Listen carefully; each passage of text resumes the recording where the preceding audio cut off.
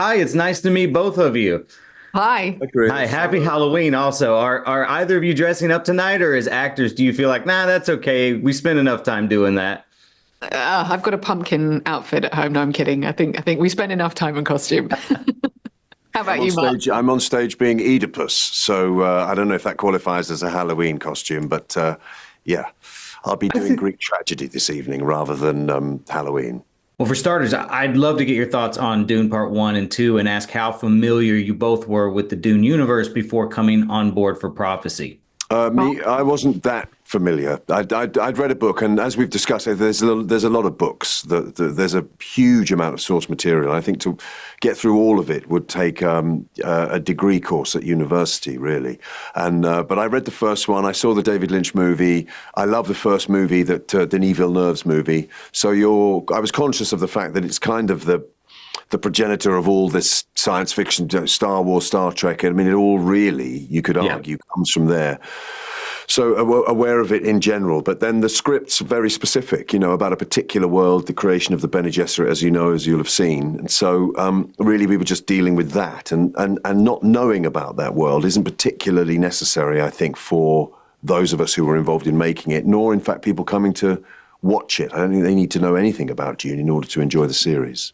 Yeah, I mean, like Mark, I'd seen the David Lynch film as a kid, which I thought was incredible, and absolutely loved the De Villeneuve films as well. So I was very much aware of it, but I agree with him. And this is a very different chapter, so it's not necessary to be familiar with it. But I equally think that fans who are will love the fact that we're going back into the history of the characters that we know and love already.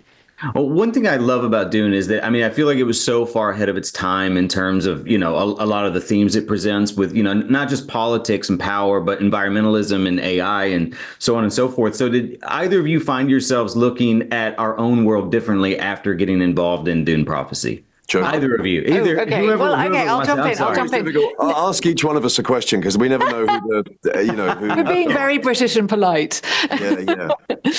No, I think what you've said is really interesting. I was fascinated by the fact that when the Frank Herbert books were written, it was during a time of great political upheaval during the 60s, and absolutely, he had his finger on the pulse about this whole question of exhausting natural resources, and there's a way in which spices, I suppose it's like one could imagine it's the equivalent of a kind of petroleum in our world. And so I think that there's something incredibly zeitgeisty about this, and all the conversations that we're having about this apprehension around AI and what it means for us and for our society, feels very, very similar to the themes or surrounding the thinking machines in this series. So it feels right for now in that sense, I would say.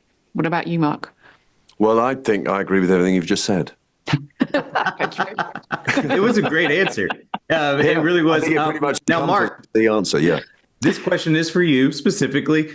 Okay. You're playing two powerful leaders this year, Carmine Falcone in The Penguin and Emperor Carino in Dune. Both characters have vast influence and command respect, but in very different worlds. How do you approach the power dynamics and leadership styles of each role? And did you find any sort of surprising similarities or differences between those two characters? Interesting question. I think the similarities are that I'm now of an age and I have achieved a sort of, I don't know, status or whatever, where I get offered these parts now of the guy who is in charge, the guy who controls everything, the guy who has the power. The interesting difference between the two of them, obviously Carmine Falcone is incredibly confident, sure of his position, totally in control, consequently very scary. Carino should be that. He should be somebody controlling the world that he's in with an ability that allows him to sort of take care of all of his enemies and really make sure that everything's ticking over as it should be, but he isn't. He's the classic example of somebody who's inherited power without having done anything to achieve it. So he is ridden with guilt, insecurity, paranoia, and doesn't really have the means to be able to exercise the power that he has. unlike Carmine. Jodhi, I'm going to start this question off for you, but it's really for both of you. So Dune Prophecy, it's already being compared to like Game of Thrones and sort of series like that for its power struggles. What do you think makes these kinds of high stakes conflicts so captivating? And is there anything unique about the power dynamics in Dune that sets it apart from other series, like that? That's such a hard question. Yes, I think there is something that sets it apart in that, it's very different. It's almost like a Freudian power struggle. We've got these things, the voice, the truth sayers. It feels to me the power struggles that are happening. Yes, I guess there's a similarity. There's a court, but there's also something for me that's deeply emotional about these power struggles and that feels uniquely contemporary. It's a hard question to answer, though. I'm going to bat it back over to Mark. Well, I suppose what you have is what the stuff of life. It's about trust, betrayal, confidence, power, all of those things. And I suppose all of the houses in Game of Thrones and the setup in that world aren't dissimilar to the one we have, but it's kind of, it's politics, isn't it? It's people competing to be right and who has the power and who is right. So for these things to work, I don't think you can just set up a story that is similar perhaps to Game of Thrones. You have to believe in the characters and you have to care about the relationships between them, and you have to be interested in how they are relating to one another, whether you believe them, whether you trust them, who's doing what to whom, who's in, who's out. And in that respect, I think they're similar, but then so is The Sopranos, so is, House of Cards, any kind of situation that you can think of. It's the stuff of drama, really, this whole notion of different groups of people all vying for the power. Now, one thing I wanted to really compliment for Dune Prophecy, the sets are just absolutely stunning, and I think they really capture the vastness of that universe. Was there any particular set or location for either of you that left you in awe and just helped you get into character in a way that you didn't expect? I mean, I guess I'm going to jump in. I think the throne room is incredible. And, as Mark was saying earlier, we have extras there in those scenes, and it really helped give a sense of the sort of public display of power, that there is a theatricality in terms of the architecture of power in itself. And as an actor, that's so useful, because the throne room is a theatre, it is an arena, it is one in which, people are playing a role on so many different levels. And just from the perspective of design, I was just awe-inspired by, it made me think of, the sets of Dr. Strangelove, Kubrick's films, or Bertolucci's The Last Emperor, that were designed by Ken Adams. There was this kind of, attention to detail and a scope and a scale that feels truly cinematic to me. And I think, really raises the level of this series and is a testimony to the craftsmanship on so many levels. What about you, Mark? Well, I agree with that 100%. I do remember once hiding behind a wall with Jodhi in one of those big sequences where we had like a couple of hundred extras all standing there waiting for us to appear. And then there were trumpeters and all that. And then suddenly we walk around a corner. We very slowly walk to the edge of the sort of plinth that we're on, slowly make our way down these very grand steps and take our seats together in front of 200 people. That really gives you, the feeling that you're really there. And that looks amazing in the series, and it was fun to do. Well, both of you, I wanted to kind of bring up the fact that, like, you both have had incredible careers at this point, right? Like so many good things that you both have appeared in. Over the years, is there any one particular person that you've worked with that sort of left you a little bit starstruck, or that you were like, I can't believe I'm working with this person? Mark, for sure.